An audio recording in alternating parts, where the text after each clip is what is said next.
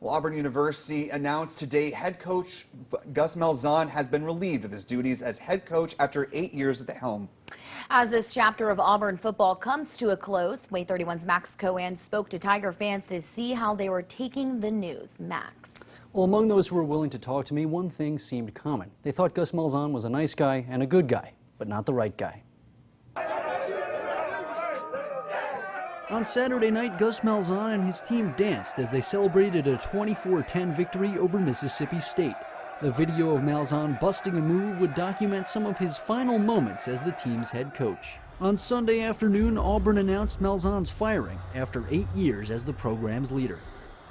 Even with an SEC West title, an SEC championship, and a national championship appearance, fans say Malzahn did not live up to expectations. He's not quite getting him over that hump, and I think someone else needs to take over.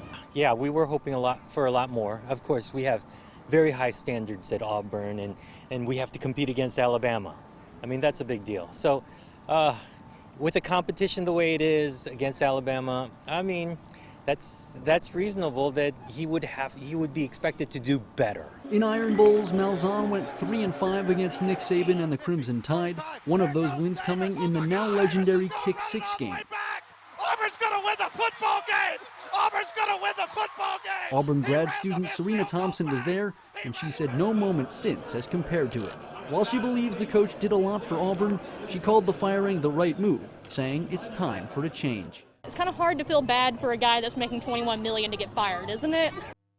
The university announced that it will pay Malzahn the remainder of his contract. Defensive coordinator Kevin Steele will serve as the interim head coach while the university searches for a replacement. Later in sports, I'll have more on Malzahn's tenure with the Tigers.